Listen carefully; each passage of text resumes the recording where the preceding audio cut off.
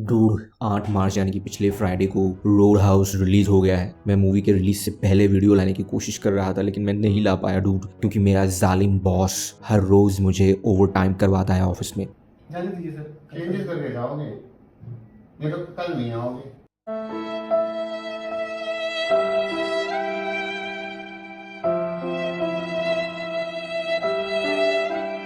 जिस वजह से वीडियो अपलोड करने में मैं लेट हो जाता हूँ। अब ये रोड हाउस री इमेजिनिंग है 1989 के ओरिजिनल रोड हाउस मूवी की। तो पहले उस मूवी के बारे में बात करता हूँ। 1989 में रिलीज हुई थी मूवी में थे पैट्रिक स्वेज एक काफ़ी बड़ा इम्पैक्टफुल नेम है। उनकी एक अलग पहचान रही है हॉलीवुड में और पूरे दुनिया पर। हालांकि वो हमारे बीच नहीं है क्योंकि 2009 में उनकी मौत हो चुकी थी। वो बहुत ही ज़्यादा हैंडसम थे अपने दिनों में और उनके फिल्म्स के सिलेक्शन अलग होते थे उस टाइम पे। रोड हाउस उनकी बहुत बड़ी सक्सेस थी। रोड हाउस के अलावा डर्टी डांसिंग, घोस्ट और पॉइंट ब्रेक जैसी मूवीज में भी उन्होंने काम किया था। सो रोड हाउस एक एक्शन मूवी कहा गया है इसे, लेकिन इसमें एक्शन के साथ रोमांस भी था, ड्रामेटिक भी थी मूवी। कहानी एक प्रोफेशनल बाउंसर की है, एक बाउंसर के ऊपर बेस्ड कहानी थी। इमेजिन करो डूड तुम उस टाइम पे 1989 पे, यानी कि बार, नाइट क्लब्स या डिस्को बार्स में जो बाउंसर्स होते हैं, जो सिक्योरिटी गार्ड्स, उन्हें बाउंसर कहा जाता है, बाउंसर के ऊपर कहानी थी। बाउंसर डाल्टन, पूरी मूवी में पैट्रिक स्वेज के कैरेक्टर को डाल्टन ही कहा गया है, पूरा नाम नहीं लिया गया है कहीं भी। सो डाल्टन एक बाउंसर है लेकिन वो स्पेशलाइज्ड है एक कूलर के रूप में। उसे कूलर कहा गया है, मतलब वो सिचुएशंस को कूल करने में एक्सपर्ट है, यानी कि भाई लोगों को ठंडा करता है। मामला चाहे कितना भी सीरियस हो वो खुद को शांत रख पाता है। वो एक न्यूयॉर्क के क्लब में बाउंसर है। पूरी मूवी में 80s के स्टाइल में डाल्टन बहुत कूल लगता है, चार्मिंग, हैंडसम, अट्रैक्टिव डाल्टन। अब एक अलग बिजनेसमैन फ्रैंक टीलमन न्यूयॉर्क आता है डाल्टन से मिलने और वो उसे अपने बार में काम करने के लिए ऑफर देता है। उसका बार कम क्लब ऑफ कोर्स न्यूयॉर्क के क्लब के जैसा बहुत बड़ा नहीं है, न्यूयॉर्क से काफ़ी दूर मिसूरी के जैस्पर में उसका क्लब है जिसका नाम है डबल ड्यूज।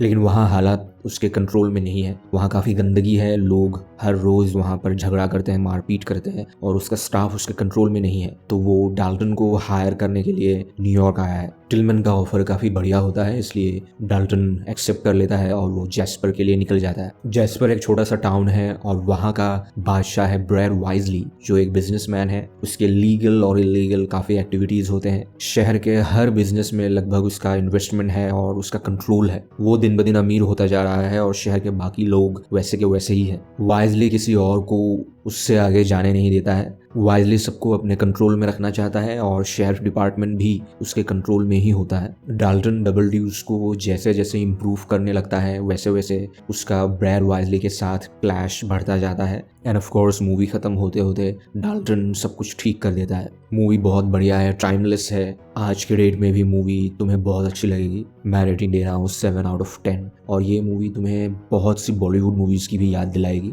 मौका और वक्त मिले तो मूवी को एक बार ज़रूर देखना। अब बारी है पैराडाइज मोमेंट्स की। नंबर 3, डबल ड्यूज में जब डाल्टन पहली बार आता है पहली रात, तब वहाँ पर एक बैंड म्यूजिकल परफॉर्मेंस दे रहा होता है। हर क्लब में एक छोटा सा बैंड होता है जो गाने गाता है। उस बैंड का लीड सिंगर कोडी, जो एक अंधा होता है, वो एक ब्रेक लेने के बारे में बात करता है लेकिन ऑडियंस में से एक बोतल फेंक के मारता है जो नेट पे लग के टूट जाता है। तब डाल्टन वहां जाता है और कोडी को टॉवल देता है। डाल्टन कोडी का बहुत अच्छा दोस्त होता है। डाल्टन कोडी को एक सरप्राइज देने के एंगल से टॉवल देने के बाद उसका ब्रो कोड लाइन बोलता है और कोडी भी जवाब में अपना ब्रो कोड लाइन बोलता है और कोडी बहुत खुश होता है। वो अंधा है लेकिन फिर भी वो डाल्टन से कहता है कि it's good to see you man. ये लाइन और ये सीन मुझे बहुत अच्छा लगा। एक अंधे आदमी के ऊपर भी डाल्टन का इम्पैक्ट बहुत ज़्यादा है। दोनों के बीच काफ़ी अच्छी और गहरी दोस्ती है। नंबर 2, पहली रात डबल ड्यूज में बहुत मारपीट होने के बाद अगले दिन टिलमन अपने स्टाफ के साथ एक मीटिंग करता है और कहता है कि मैंने डाल्टन को हायर किया है और इस क्लब में मैंने बहुत ज़्यादा इन्वेस्ट किया है, तो अब डाल्टन जो बोलेगा वही होगा। उसके बाद डाल्टन 2 एम्प्लॉयज़ को निकाल देता है क्योंकि एक बहुत ज़्यादा एग्रेसिव है, वो अपने आप को शांत नहीं रख पाता है और लोगों को संभालने के बजाय वो खुद बहुत ज़्यादा मारपीट करता है। और दूसरी एक लड़की होती है जो ड्रग्स बेच रही थी छुप छुप के, तो दोनों को डाल्टन निकाल देता है और उसके बाद डाल्टन ये बोलता है, I'm telling you straight. It's my way or the highway.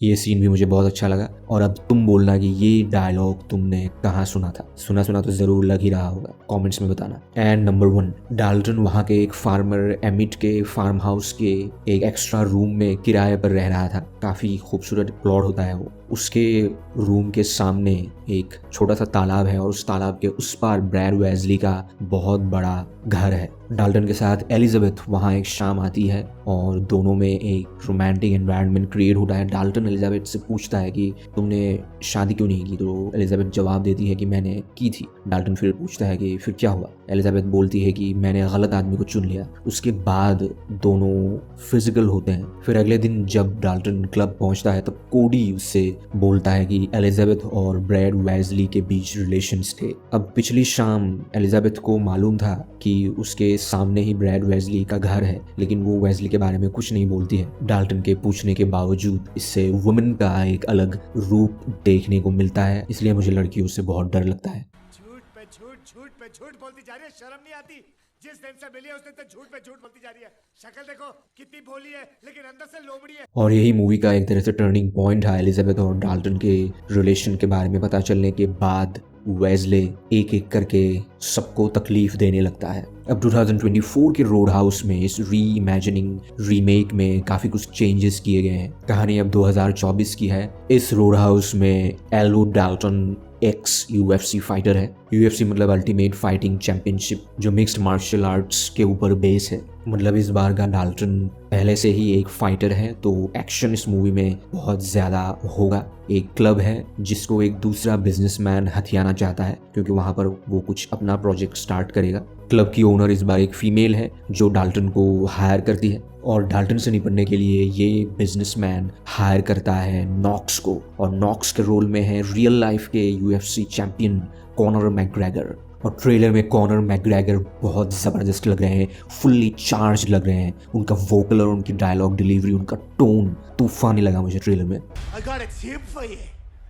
Don't let no one get this close. Elwood Dalton के रोल में जेक गैलेनहॉल ने भी काफ़ी मेहनत की है। वो हर मूवी में अपना पूरा एफर्ट डालते हैं। वो हमेशा कुछ ना कुछ अलग करने की कोशिश करते हैं, जो बात मुझे बहुत अच्छी लगती है। तो देखना तो बनता है। डायरेक्ट कर रहे हैं डग लीमन, जो कि काफ़ी उम्दा डायरेक्टर है। टॉम क्रूज के साथ मिलकर एज ऑफ टुमारो बनाई थी उन्होंने। द बॉर्न आइडेंटिटी डायरेक्ट की थी। मिस्टर एंड मिसेस स्मिथ भी उन्होंने ही डायरेक्ट की थी। मैंने अभी तक मूवी नहीं देखी है, तुमने अगर देख ली है तो कमेंट्स करो कैसी लगी। और मैं मिलता हूँ तुमसे अगले वीडियो में, तब तक अपना बिल्कुल ख्याल रखो। Have a great time. Thank you so much.